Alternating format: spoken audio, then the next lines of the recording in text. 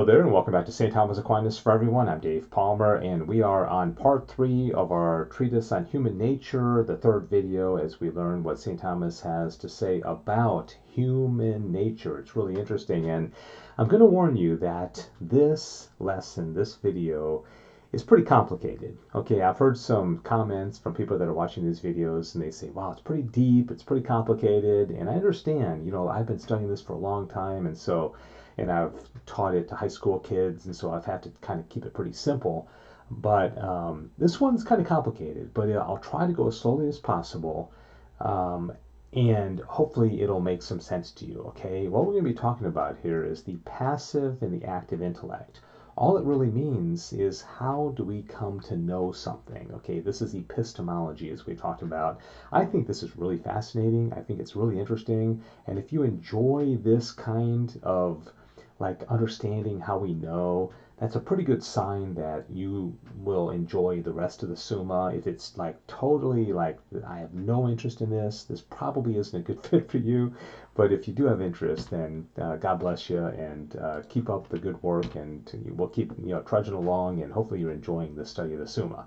Okay, in question 79, article 2 of the first part of the Summa, Thomas says whether the intellect is a passive power. I'm going to show you a picture here to kind of illustrate my point, and I'll show you this image again here after I tell you what Thomas says about this. Okay, here's a baby, looks to be maybe a few months old, right, looking at a dog. The reason why I put this picture up here is that Thomas is going to explain the passive intellect as basically the potential to know all things, which is really kind of cool in and of itself, right? So let's just say this baby had never seen a dog before.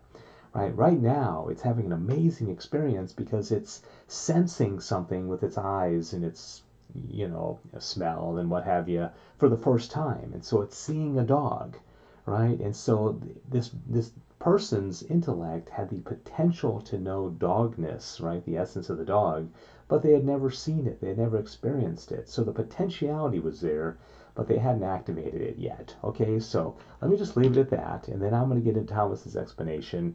I'm going to go kind of slow because we really only have two things that we're going to learn, actually three in this video today.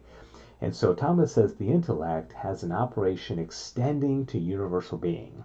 Now that in and of itself should get you very excited, okay? Because our intellect has an operation extending to universal being. Do you know what that means? I mean, that is just like crazy to even think about that. We may therefore see whether the intellect be in act or potentiality by observing first of all the nature of the relation of the intellect to universal being.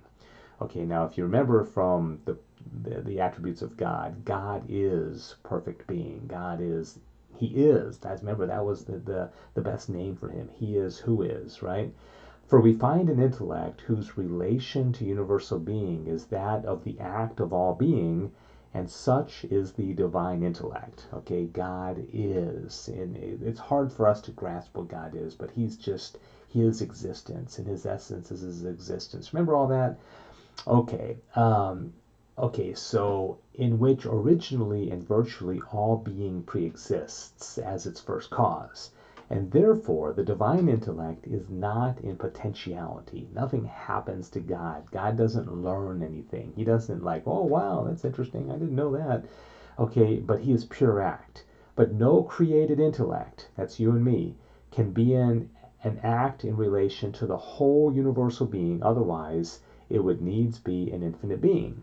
So if we were in act according to all universal being, we would be God. Okay, but that's not who we are, in case you weren't sure. All right, so wherefore every created intellect is not the act of all things intelligible by reason of its very existence, but is compared to these intelligible things as potentiality to act, and is at first like a clean tablet on which nothing is written. Okay, here's a clean tablet on which nothing is written. That is our intellect when we're born. And then we start sensing things, and then we start experiencing things, and all of a sudden our intellect becomes activated with the things that we experience. Okay, that's what he's getting at.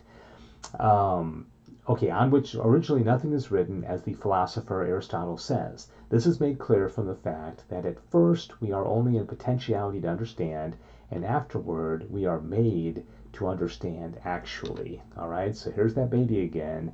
This baby, previous to this dog walking up to it, was in potentiality to know dogness. That potentiality wasn't activated until this baby actually saw a dog, experienced a dog, okay? And that's when the potentiality to know this dog was activated, okay? I'm kind of repeating myself, but there you go. Okay, now you know what the passive intellect is, right? The potential to know all things. Well, how does it get activated? Well, another part of our intellect is called the active intellect. Here's another picture. Okay, this isn't that baby grown up. It's just another another person. What's happening here? Okay, I don't know what's happening with the dog, but the woman sees the dog. We assume she has seen other dogs before because she's not a baby. And so she senses this matter, and then her active intellect is able to draw out the species and say, ah, that's a dog. Okay, so the active intellect actually activates what is otherwise only potentially knowable. Okay, I told you this is kind of complicated, but it's really fascinating. And like I said, if this interests you, it's really amazing. And there's a lot in the Summa that we're not covering about this. So you can go in and dig in and learn more. Okay, so that's what the active intellect does. There must needs be some higher intellect by which the soul is helped to understand, wherefore some held that this intellect, substantially separate, is the active intellect, which by lighting up the phantasms, as it were, makes them to be actually intelligible.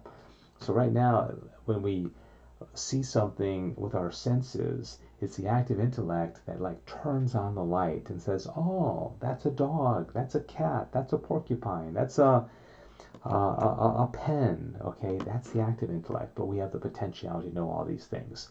And we know this by experience, since we perceive that we abstract universal forms from their particular condition, which is to make them actually intelligible. Therefore, the power, which is the principle of this action, must be something in the soul. For this reason, Aristotle compared the active intellect to light, which is something received into the air. Okay, so if you go back to that picture of the baby and the baby senses it, and all of a sudden the light comes on. And of course, it just knows it's something. It's not until it's taught, oh, that's a dog, and then it's able to put a word to it. Okay, so I know it's kind of complicated, but okay. Is reason distinct from the intellect? Okay, we are reasonable creatures. We are rational creatures. We are intellectual creatures. Well, what's the difference there? Let me give you this example. If you were to look at this map of the United States, and I were to say, what's the capital of Texas? You'd say Austin, right? What's the capital of Florida? Tallahassee. What's the capital of California? Sacramento. Okay, we're taking these one at a time. We learned them one at a time. You didn't learn all three of those at the same time. When you were in school and you were learning capitals, you had to learn one at a time. Okay, that's reason. Intellect is a little bit different. And here, let me tell you what Thomas says. Reason, intellect, and man can be distinct powers. We shall understand this clearly if we consider their respective actions. For to understand is simply to apprehend intelligible truth, and to reason is to advance from one thing to another in understanding. Okay, that's what I was just talking about. So as to know an intelligible truth. And therefore angels, who according to their nature possess perfect knowledge of intelligible truth. Remember that video? If you haven't seen the video on the angels yet, go back and watch that, okay? Have no need to advance from one thing to another, but apprehend the truth simply and without mental discussion. All right, so here's an example. Here's the photosynthesis process. Okay, we've talked about this in this class before. All right, the photosynthesis process, none of us were born knowing it. Okay, we were taught it. Maybe you don't know it, but you can be taught what it is. Okay, it's really interesting. Okay, we were taught it. An angel, however, was created knowing the photosynthesis process. They didn't have to, it was already an innate, intelligible species inside the angel. They didn't have to learn it like we had to learn it, okay? But, continuing here, man arrives at the knowledge of intelligible truth by advancing from one thing to another. Okay, so here's the woman. Somebody taught her about the sun, the soil, the flower, the oxygen, the carbon dioxide. Little by little, it starts to make sense to her. But that's not the way it is with the angels. The angels are intellectual, but not rational.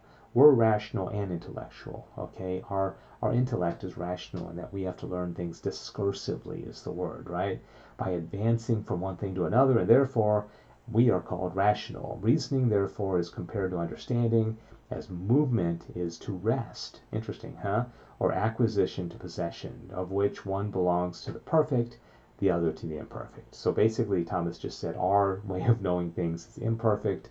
The way the angels know things is perfect. But the good news is, in heaven, our minds will be more angelic. Okay, we will not be angels, but our minds will be different. And so there's hope for us, right?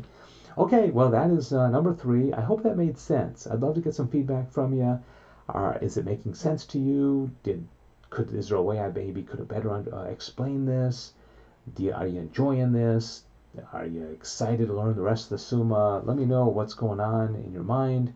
And I do appreciate you watching and commenting and liking and all that good stuff. And we'll have another part 4 of human nature next. Thank you for watching. This is St. Thomas Aquinas for everyone. I'm Dave Palmer.